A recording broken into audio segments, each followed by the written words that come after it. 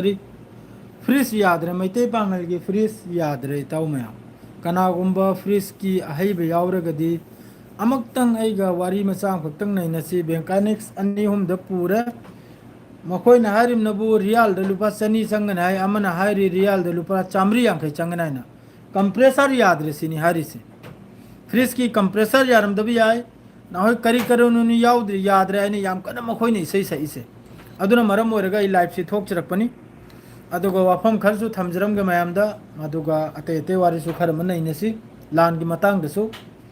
अदुगा middle east की मतंग दसु वाफम खर नहीं नगे वाफम खर थमजरम के मयामदा ngasi si पाउसो अदु यामने इंपोर्टेंट ओइबो पाउसे थोलक तमनिना मयाम की डाटा अदु खजिक थंग खर्चो अदु तौनिंगदबा मांगहनिंगदबा होजिकी मतम से न तपसिनने अदुना पाउदु तोइना पुरखिदमनि पाउदु अदु यामने इंपोर्टेंट ओइबो पाउदु थोलकते लागते फ्रिज से करी प्रॉब्लम ना इबदा कनागुम्बा फ्रिज की मैकेनिक्स याव लेरगदि अमक्तंग डिटेल्स ता हाबिरउ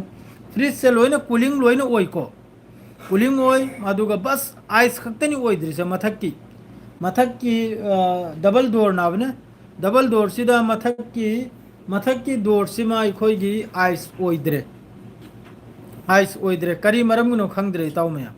दो हजिक सितोक्तना पूरा टुकड़ा टुकड़ा नि खंगिब्रने सेम लगे आइना पैसा से याम चाउना हाइरे अब मखोइना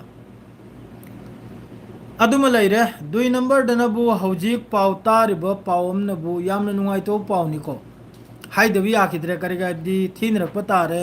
नुंगाइनरक तारे से उरे मणिपुर दा हौजिक थोकलिबा थौदोक मयाम थिंगबिरा नु ngasidi कौतादा थोकलिबा प्रजा मयाम की पोचै मई थादोकलिबा लुतीरिबा असिमा खैसे कंडेम तविको अदुगा मक्का अतै अतैगी लेक्चर याम चाउना अदुगुम्बा ओइखरिबा थौदोक तु लोचलबगिदमक्ता यामना कन्ना मीटिंग फंबगी वाफम कया याम कन्ना सोशल मीडिया से चाइथोक्तना हौजिक तौरियाबने नुंगाइते असाई कंडेम तौनिबो मफमदुरदि तौद्रेगा असाई मीगी मपानदगी पुजल्लाइबा मसागी पैसाना सरकार की अयाब यावना अदुगु ममांगैदसु हाइने खिबलैसिनी कौतादा हाइने खिबलैसिनी हर से सीओ सो मंगान र कैनो पोचैसि पुथोक पुजिन याबा पुथोक पुजिन तौबाइना अदुग मै वाफम नाबने अदुरा हौजिक मियोय अमखकना मसागी पैसाना लौजरकलेगा कारबार की दमकता पोचै खर पुजल्लकपा अदु लुती रे मैरा पाइबी इमा मखैगी मतुंगदा लैरेगा हुरामबा कांगलुप खरमना हुरामबा हाइगे मखोय मखैदो हुरामबा हाइबे कसु कायदे पैसासु डिमांड तवे ताई अदुगा पोचैदुसु मैलांग थादोकपगी पाउनु यामना नुंगाइते सिगुम्बा थौदोकसि ममांगैदेसु नुंसिनना लैरे इमना हे कौतासिदा मैते अमसुंग मैते पांगलगी अनिमककी मरकसिदा यामना नुंसिनना लैरकपै वानी असिदा असुम लुती बिसिरि नुंगाइते सेंगना हाइदा मखा तामनबु हौजिककी ईरान अमसुंग अखोइगी मिडिल ईस्ट की हाइरेगेको आइदि मिडिल ईस्ट की पाउनी अइना पुदन लाक्तरेसे मिडिल ईस्ट तेंगसी मवांगी पाउदसो अइना वीडियो अमसु थांगदमनि मते अमा सिसफायर सी ओइबी आई ओइदबी आई कोनो ठीक लैते ईरान ना हाइबो मखैसी यारगनि सिसफायर ओइदबसे याद्रदि सिसफायर लैतरे चिनाव मया याद्रदि सिसफायर लैतरे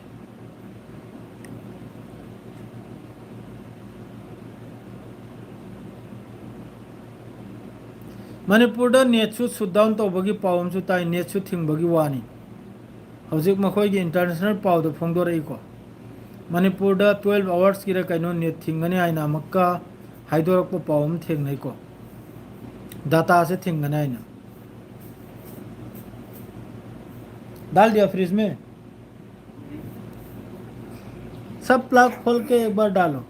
रिप्लेसमेंट करो रिप्लेस तब जाकर शायद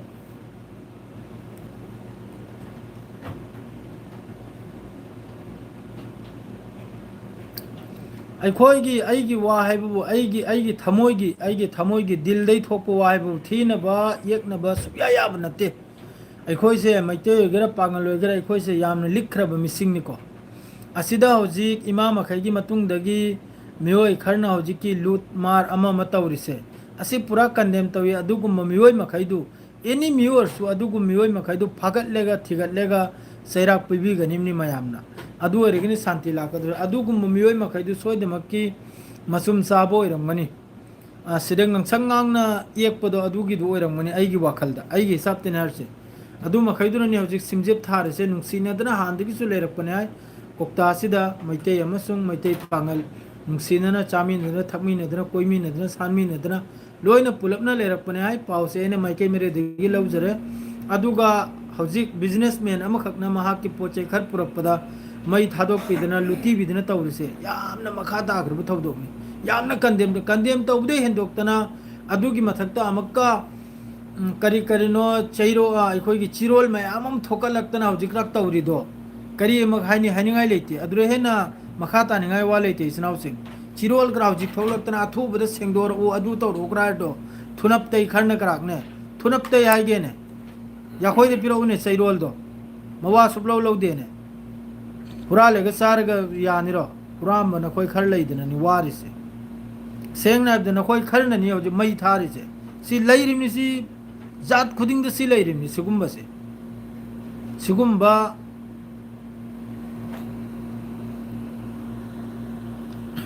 लुटीरगा साने हाइबा लेमा साने हाइबसे यावरिमनि मंगा तरा यावदरमनि सी मफुम खुदिंगदा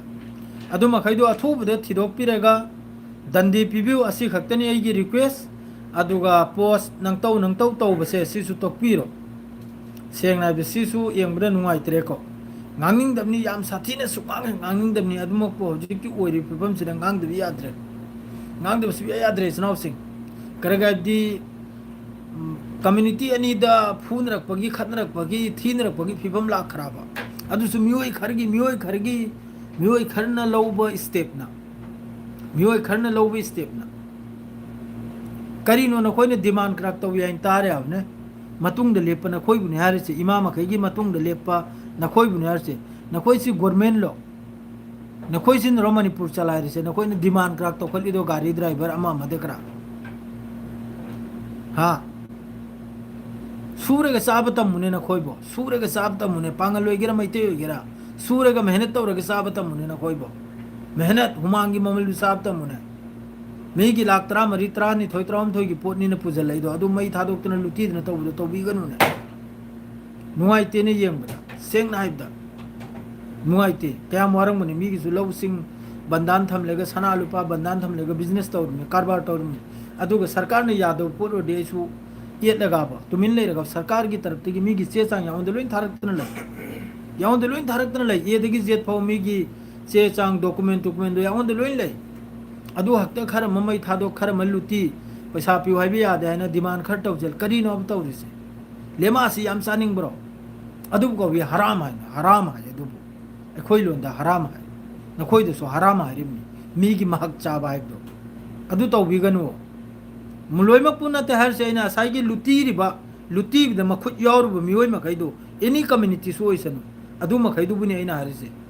मी की पोट मई थाब द मी की पोट लुती द यारुब मखैदो अदु बुने आइना हरिसे अदु करी कवि हराम साबा हराम अदुना करीदा लाकनी ना के ब्लड चलनी ब्लड तगी ना के नचाना सुदसु लाकदोरनी नचाना सुदसु अदुगुमै लमचत्तो लाकदोरनी राम मखैदो अदुनी ने हारिसे लान संदोकपिगनु पावम का ककलेगा संदोकपिदो तौबिरनु सेंगनाइबदा मैतै पांगल सुम हायौरायना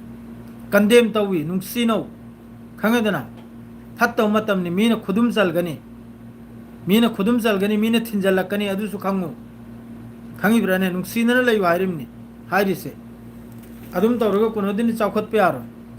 सरकार लेरी गवर्नमेंट लेरी पुलिस लेरी मयामम लेरी लो लेरी दुनिया की इंडिया की लो हाइबमसु लेरी अदुगी मतुंग दे सत्थबि हाइबिरिमि मीदुन पुरा इदो हुरान पुरा इनते फोंगननि पुरा इदो अदुरा हक्ता डिमांड खट तौजल मादरे कनोम खट तौजल लेगा हक्ता मैलांग थादोकपदो अदु नुवाइति याम सादिन थार क्लास तबुकनि यामना साथीना थार क्लास तबुकनि यामना साथीना मीदुगी लॉस तु यम मीदुसु बिजनेस ने तौजरिदो कारबार ने अदुगा मागिसु फैमिली हिंगजरिमने ध्यान ताबियो अदुरा जेम कचिरोल मयाम थोकलक्तना पोस्ट मयाम मा बीटिंग तौबगी रील मतेक करा ककलेगा अमक मैतेगा पांगलगी मरक्त सिमजिबसि थादना अमक थीन हलबगी ने आइना मचुम साब खरन तौरिदो लेपिरो वारे येंगमंगमद्रे फेसबुक सिदा वारे मिटसे थुपले हांगदो उनी अमले रमनी वारे याम साथीना ईरान इजराइल की लांदगी हेन वारे नखोई गिदु येंगदा खरमक्ता नुंसिनदन लैरो हांदगिसु नुंसिनरा इनाय पावदो फंगले मतेंगसु याम तौना याय हक डिमांड तौर याद है मई थादोक्तना लुटी बीबसी तौबीरनु सोमदा हौजिक बेहरन मी हुम्फूगा मापल पूरा मखोइदो सिटीजन करा लोइन कैंसिल तौथोखरि गवर्नमेंट की तरफ तगी अदुना करिगी ईरान बु थागतलंबना मरम ओइरगा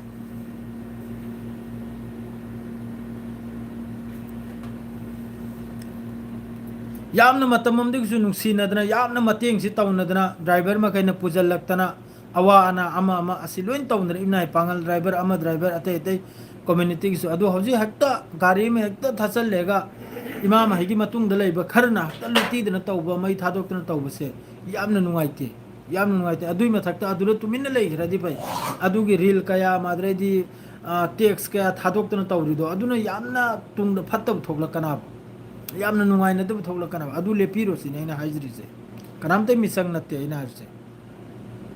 अदुगुमदो यावख्रे मिदु थिगतलेगा मखोइदुदगी चैराक अदरे मांगख्रे पोट मखैदु यारगदि असai मिदुगी बिजनेसमैन दुगिसु पैसा मांगिमनिदो मासु हुरानदनदि पुरा इमना ताव फोंगनु पुरा इमनि डॉक्यूमेंट्स मिगी सिन मोहर यावबो पोटनि अदुगुमदो खजिक्तंग हंजल खोचल बिदना तौबिउसिन ठंडा हो गया मिनट हम खत्ता नाय खोइ सुनाओ मैं क्या है अभी सही बता रहा काम कर रहा है ना वो क्या बता रहा था और मैं खुद भूल गया देखो तुम्हारे यूट्यूब में सही है सही है ना वो सही है मतलब है ना हाँ अभी डालकर देखो कंटिन्यूटी बता रहा है फ्रीज चेक तौरी अदुना निताव मैम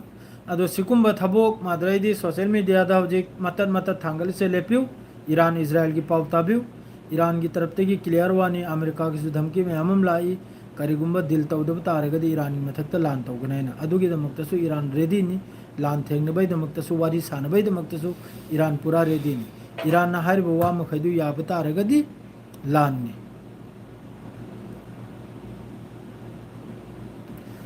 गजा दसु इलेक्शन होइखरे मादुगा मखोइगी हौजिकी मोहम्मद कनुम हाइबने अदुगी ममिंग दसु काउखरे मोय फिलिस्तीन गी हौजिकी अब्बास कनुम हाय अदुगी दसु हौजिक सिलेक्शन होइखरमनि असि पुनमक्से देखावती ने बजा जो तो तौरिसे लोइने देखावती है वो मीबु यंगहलबा अमेरिका बु हराव हलबा इजराइल बु हराव हलबा अदुनि मखोइन तौरिसे गजा मनुंग ओइरिसे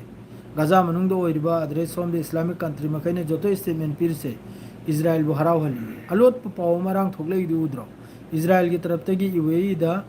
खुचु खुलाई आयरन ड्रोन मतेंग तौखिबगी लानमी चखिबगी पावदु मयाम ताद्रिब्रो रांगिदो अदु लोइना मनुंग लोइना इजराइल गा अमतनी ए दगी जेट फाव सिदा तोंगा लोइना लेहौरिसे कनानो आइबदा यमन की हुती ने हिजबुल्लाह ने हमास ने इराक त मखोई की लेरिबो ग्रुप ने ईरान की सपोर्ट ता ईरान का मखोई मरी मंगा सिखक्तनी इजराइल की अगेंस्ट लेप याने खंगिसे अतई दी नंगी लोइन ए टू जेट अरांगसु ईरान की फॉरेन मिनिस्टर का सऊदी अरब की फॉरेन मिनिस्टर का वारी सांग सानबे वानी अदुगा स्ट्रेट ऑफ हॉर्मुज सिदे ईरान ने थाररो सिरसु थाररो हांगदोकपिनी अदुगा टोल टैक्स लोबो लेप लोय अतई अतई जहाज तगी मादुगा जहाजसु याम साथिन फाजल बेगी वानी स्ट्रेट ऑफ हॉर्मुज सिदा मादु हौजिक ओइरिबो फिफम दो अदोम दो थोकलेबो फिफम दुसु स्ट्रेट ऑफ हॉर्मुज नि है स्ट्रेट ऑफ हॉर्मुज की मतांग दनि तौरैसे सोमनबो असुंबद लौरिमनि अदोमनबो अलालबद लुतिरिमना पॉइंट से अदु नुंगाइतदना लाइफ से थोलकपनि ngasi थेंगतकनोरसु करगैदि ओइरिबो फिफम मखैजि ताबदे याम नुंगाइतरे ईरान इजराइल की मयामबु मतम मांगहलोय सेंगनाइबदा ईरान इजराइल की करिमता पाव डिटेल्स लागते लेबनान दे याम साथिना इजराइल की मियो सोकपगी मादरे सिबगी पावनी हिजबुल्लाह की तरफ तगी ड्रोन अटैक तौरगा अदुगा ईरान अमसुंग अमेरिका इजराइल की अपडेट अदु यामने इंपोर्टेंट लागते बस धमकी खक्तनी तौरिसे वारी की दमक्तसो इखोय जुरेदीनी ईरान हर से अमेरिका हर नबु नंग वारी सानिंग लेडी कॉल तौरो अदुगा वारी सासेसिनी अदुना डाटा मांगहले कांदे इसराव में सिदा अदुम पावसु लेगे शांति पुरकनबो होतनौ अखोय अमत ओइनबो होतनौ सि खक्तनी सि हारगे लोइजरे अस्सलाम वालेकुम।